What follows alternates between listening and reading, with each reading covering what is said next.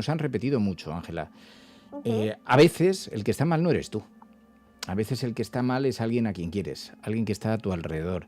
Y no sabemos cómo actuar, qué papel tenemos que asumir.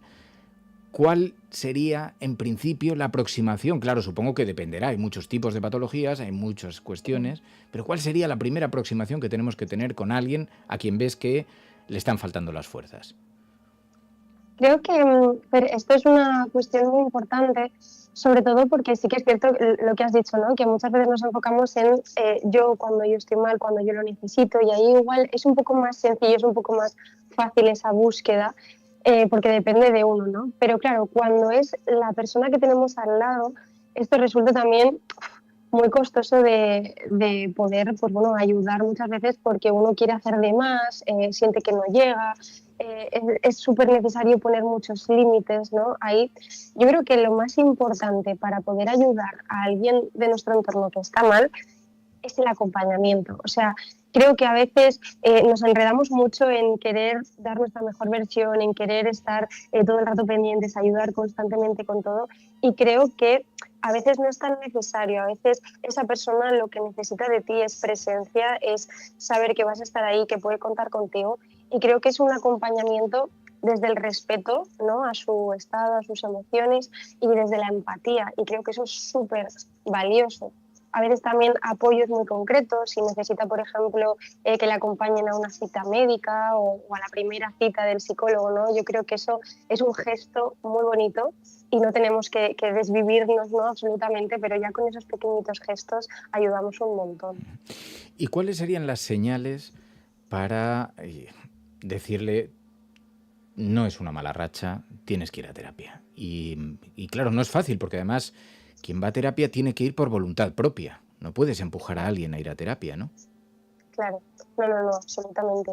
Y bueno, aquí es algo muy importante también que no solo uno acude a terapia cuando reacciona, ¿no? A una crisis o cuando hay un cambio vital importante, muchas veces también es un acto de autoconocimiento, de prevención, ¿no? Y de que simplemente quieres eso, conocerte un poquito mejor.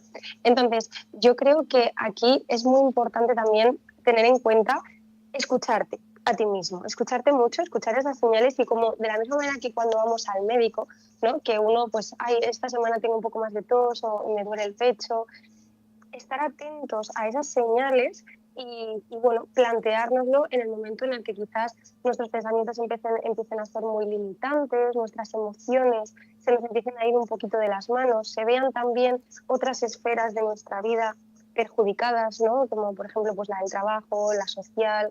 Entonces ahí sí que nos podríamos empezar a plantear cosillas, nuestros hábitos, si cambian mucho, nuestro cuerpo, si nos grita de alguna manera. Esas señales son muy importantes. Fíjate, estaba pensando mientras hablaba, además creo que hiciste un post de esto en Instagram hace poco, lo importante que es nuestro entorno, porque a veces somos también víctimas o producto también del entorno que tenemos. Ujú. Y como además somos humanos que necesitamos cooperar, la manera en la que la persona que tienes enfrente te ayuda no es por trasladar esa responsabilidad, porque lógicamente una enfermedad es una enfermedad o un problema de salud mental es un problema, pero muchas veces la cooperación resulta casi imprescindible. Sí.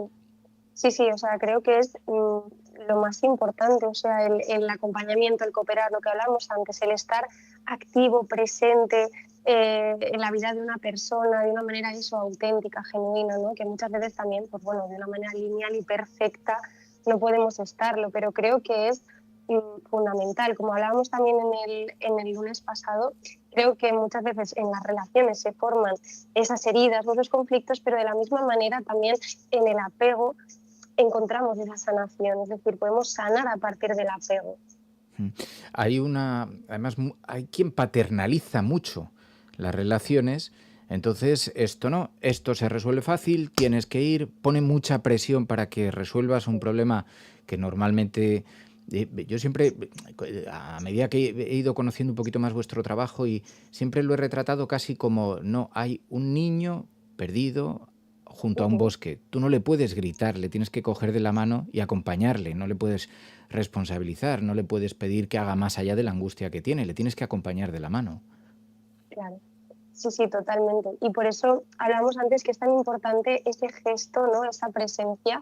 Me gusta mucho ese ejemplo que has puesto. Yo en terapia también suelo poner un ejemplo muy parecido, ¿no? De repente dejamos a un niño en una habitación y es muy chiquitín y no puede llegar a coger el pomo de la puerta y abrir, y tampoco puede abrir la ventana, ¿no? No puede escapar.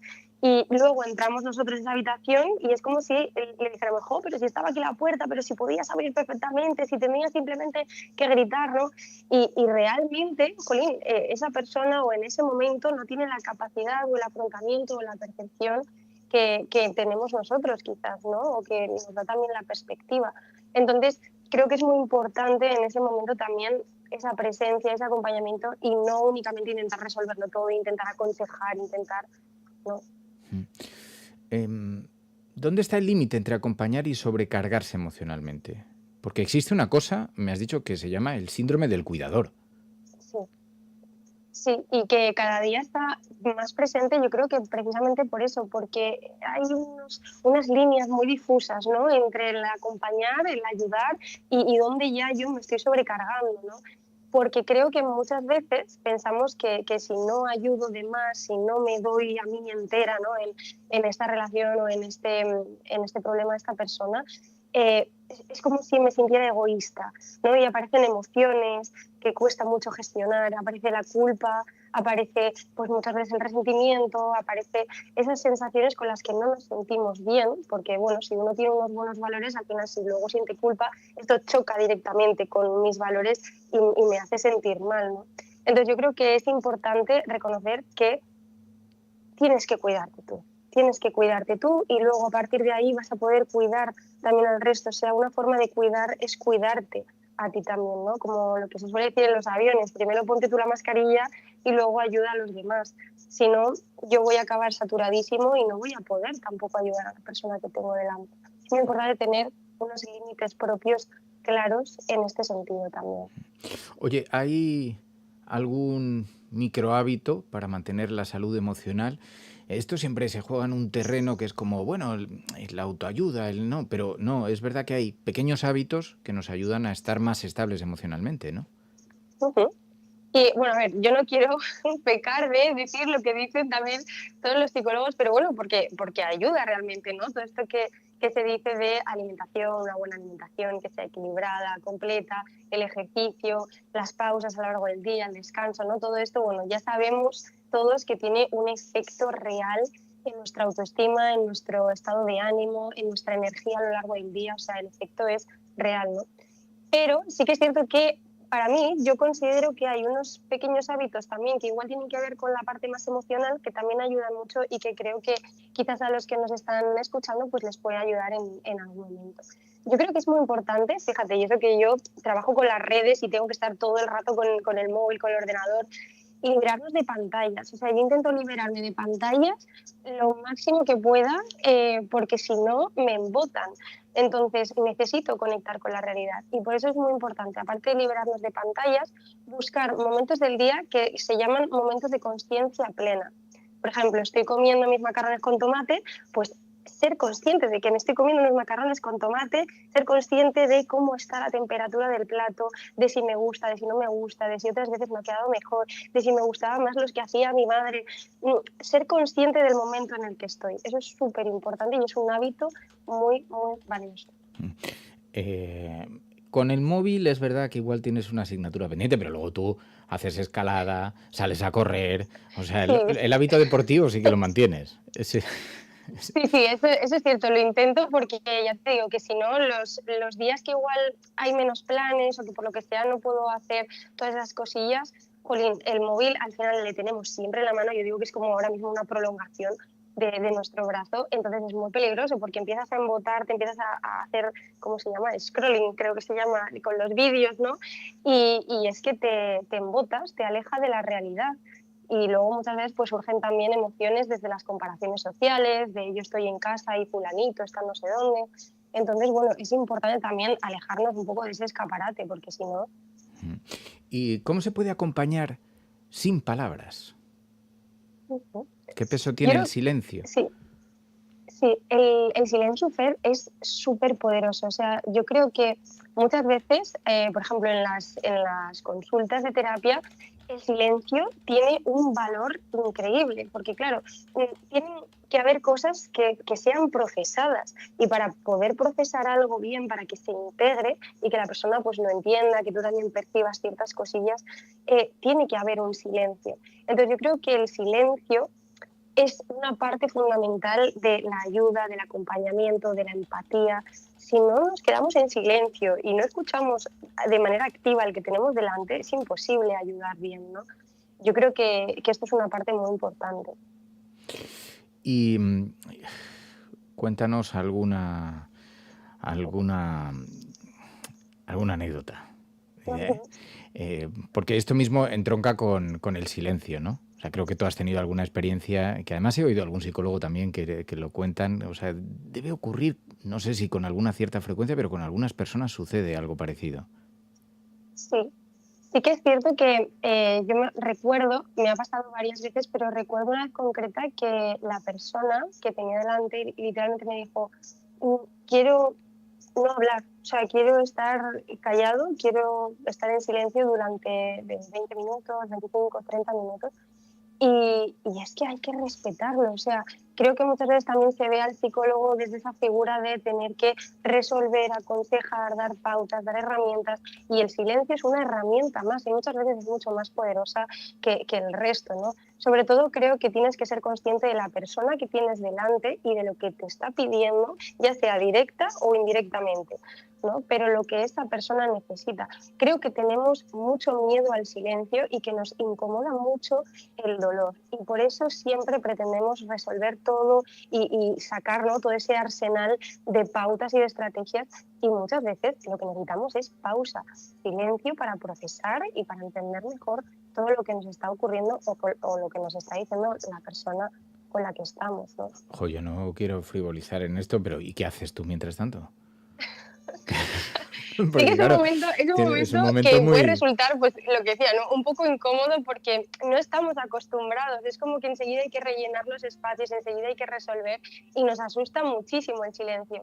Al principio, cuando me pasaba al principio de las terapias o cuando empezaba las consultas, sí que es cierto que lo percibía como algo dentro de mí que se movilizaba. Me decía, Ángela, di algo ya, ¿no? Responde, haz lo que sea. Pero luego entendí que no, que es que no hay que tener prisa, o sea, es un proceso, forma parte precisamente del proceso de esta persona y simplemente es observar a la persona, si la persona se siente muy incómoda mientras lo estás observando, miras hacia otro lado y acompañas, porque es lo que la persona te ha pedido. Entonces, aunque tú tengas ese revoltijo dentro, ¿no?, de habla, di algo, hay que sostenerlo, hay que aprender a sostener los silencios. Oye, me has dicho que también querías recomendar un libro, Ujú. algún para la biblioteca cafetera, que además lleva ese título, lleva un título parecido, ¿no? Sí, la verdad es que yo, bueno, hace tiempo empecé a recomendar también a mis pacientes libros que no necesariamente tienen que ver con la psicología, con la autoayuda, o con ese tipo de cuestiones, ¿no? Creo que también hay una parte muy importante, por ejemplo, en las novelas de aprendizaje, de reflexión, ¿no?, de mensajes profundos que hay detrás y que, bueno, que también nos ayudan a mantener más la atención, a sostenerla durante un tiempo, entender una historia, meternos en la historia, empatizar con los personajes. Creo que ahí hay una parte muy chula. Y hay un libro que yo suelo recomendar que se llama La biblioteca de la medianoche. Es una novela cortita, realmente no es muy larga, de Matt Haig. Y es un libro súper chulo. Es un libro en el que la trama es aparentemente sencilla, bueno, no quiero desvelaros nada. La protagonista se llama Nora y sí que es cierto que de repente está en un mundo con posibilidades infinitas. Entonces creo que el mensaje de este libro es muy valioso porque básicamente lo que viene a decir es que siempre hay oportunidades, que hay que aceptar la propia vida, que hay que aceptarse a uno mismo, ¿no?, a nivel personal, a nivel emocional muchas veces, y que a partir de ahí empieza la transformación y el cambio. Y que muchas veces, yo el mensaje principal que me llevo de este libro es que no hace falta vivir una vida extraordinaria para que sea una vida buena, bonita o valiosa, ¿no? Entonces, eso es lo que más me llevaría a este libro. ¿Has visto ya Náufrago? Pues me vas a matar, ¡Hala! ¡Qué fuerte! me vas a matar porque anoche estaba fuerte. cansadísima y te prometí que la iba a ver, pero al final caí rendida, o sea, no pude. Bueno, pues tienes deberes. Ángela Fernández, por Fluid Psicología, gracias, de corazón, muchísimas gracias. A ti, Cuídate Fer, mucho. gracias a todos.